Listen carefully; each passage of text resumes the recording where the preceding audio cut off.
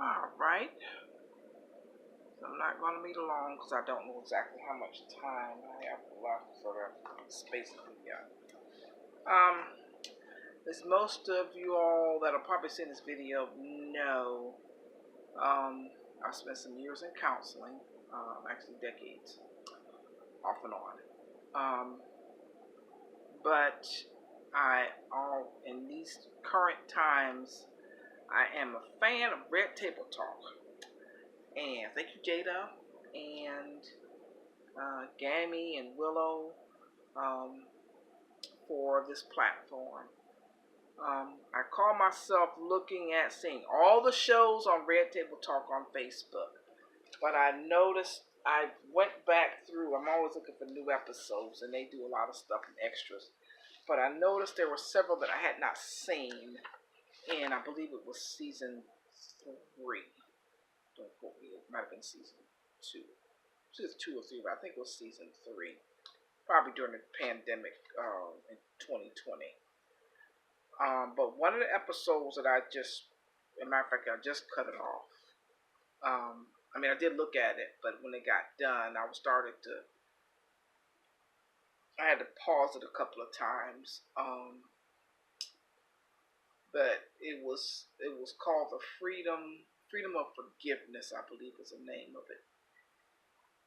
And the situation that Jada presented early on, you have to look at it for yourself. But the therapist, one thing she said that I really am starting to, another aspect of forgiveness is just realizing that Daddy was sick. I had not attributed what happened to him being sick. I guess and maybe I have. I guess in recent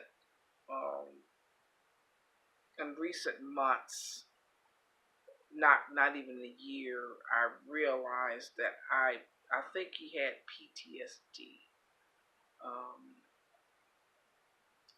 Not sure, because I've never been in in war or the military. Honestly, I don't really believe.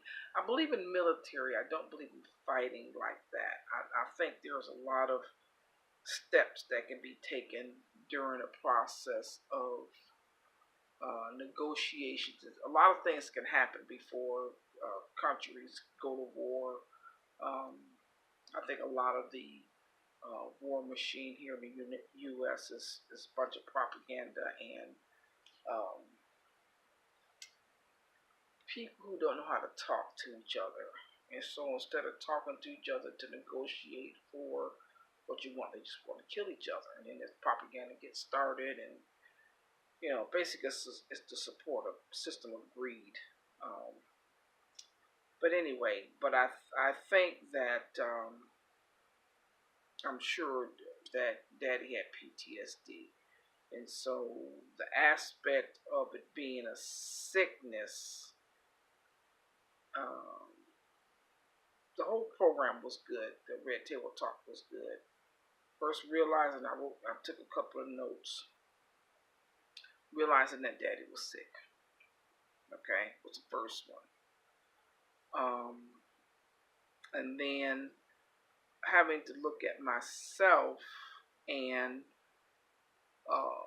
like the therapist said, what am I getting? What was I getting out of this by being angry for so long? And looking back, it's been toxic. But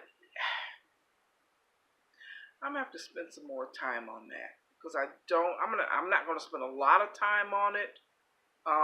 But I am still processing it. But I am in the stage right now of gratitude of what I have and of healthier self-image of me getting to the point now more so than ever that it was never about me. It was not,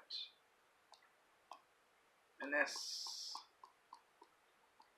it wasn't my fault.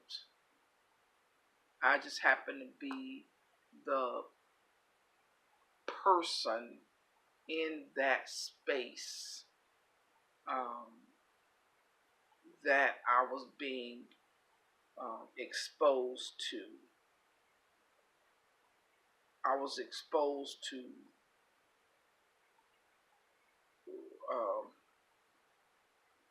daddy's sick behavior, and to a certain extent Q's sick behavior, because she knew that it was going on. But you know, it's hard to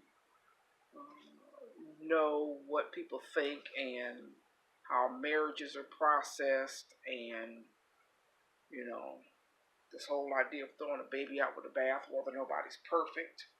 Um, but the for a lot of years I did blame myself, um, but I realized in now it's just,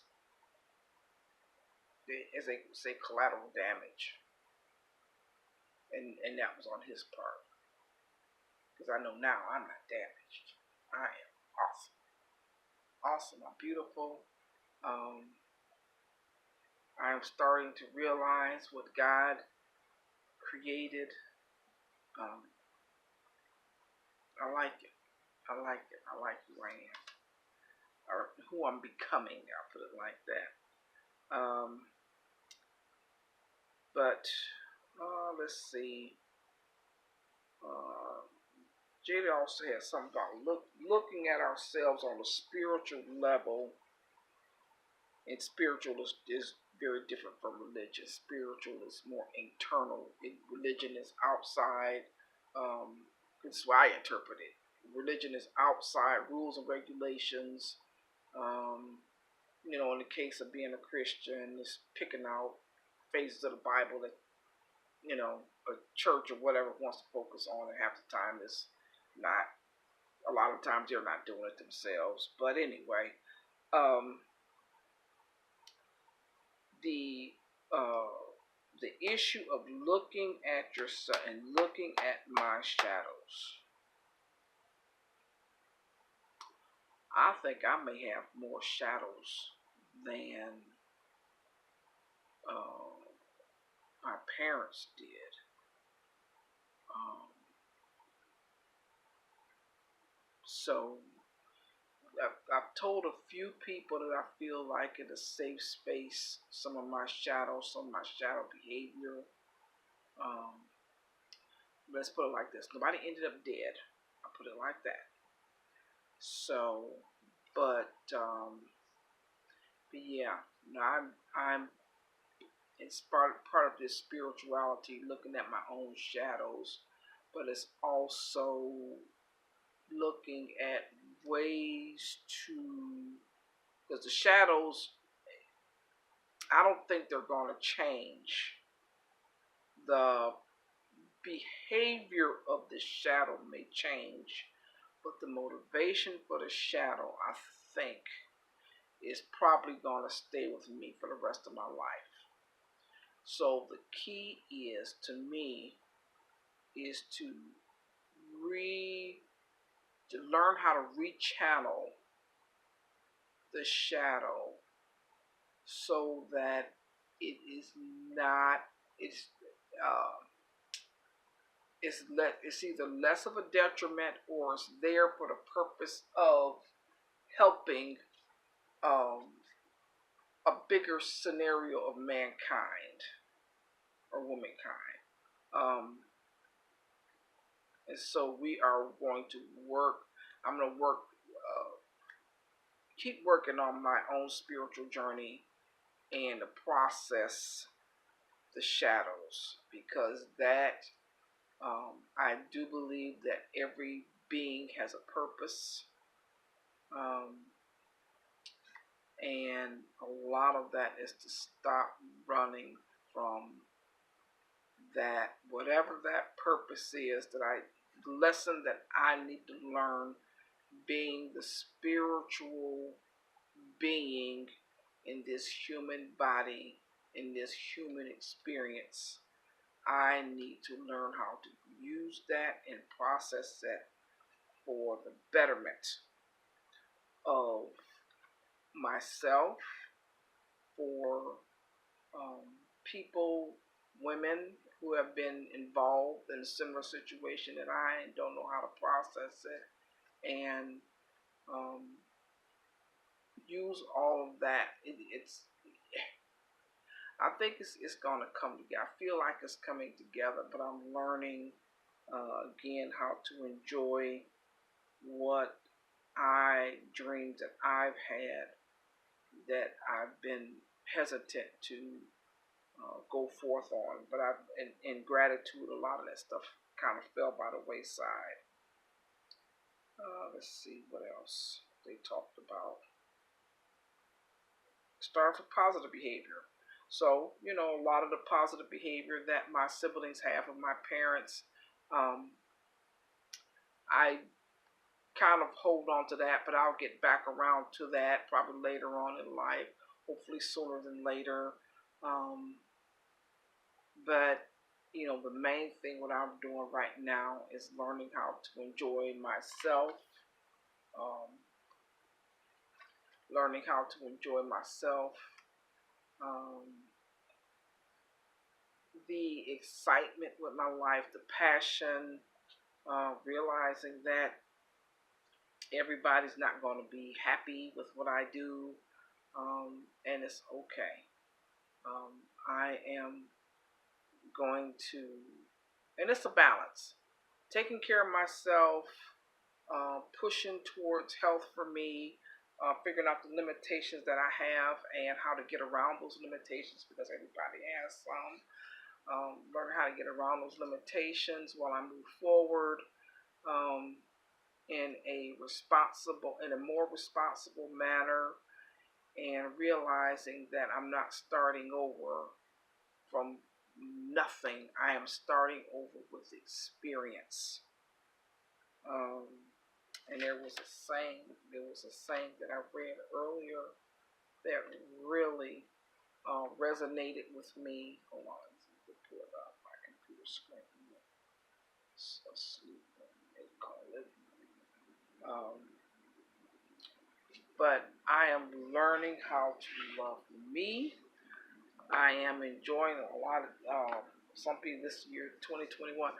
I went on a lot of trips this year, and that's always been something that I've been wanting to do. And I am very happy with myself. I'm working on learning how to invest for my own financial future. But I'm really enjoying this later season of my life. My son is married to a wonderful lady. They're very supportive of each other. I'm really just, I don't know what else to say. I'm enjoying life. Finally, it's been a long journey, but I am really enjoying it. Okay, so I'm making this big enough so I can see. Okay, here's my saying, and it's from Yolo Akili. I don't know who he is. Looks like a young guy, but I don't know. And it says, sometimes I wake up and have to remind myself, there's nothing wrong with me. I have patterns to unlearn, new behaviors to embody, and wounds to heal. But there is nothing wrong with the core of me and who I am. I am unlearning generations of harm and remembering love. It takes time. Okay? Unquote. Yes, it takes time. Sometimes, in my case, it's taking years. Some people don't take this long, but my thing is it took years to accumulate this, and it's okay if it took 50 plus years to accumulate this, and I'm enjoying the other 50 to 60 years that it's taken me to let it go and just figure out who I am. I'm loving this journey. I'm loving this journey. All right, I just wanted to make that because it just that whole thing it hit me that Daddy was sick. Um, and somebody who's going to see this is going to ask, am I the cause of what happened? This unnatural relationship with my father, grandfather, brother, uncle, whoever it is? And the answer is no. It's not your fault. You had nothing to do with this. This is something that they never, um, dealt with. This is their shadow. It's their shadow, and we all have them.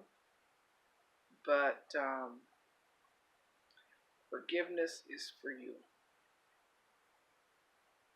You know, and and I remember when part of this gratitude was when I forgave myself for not forgiving them,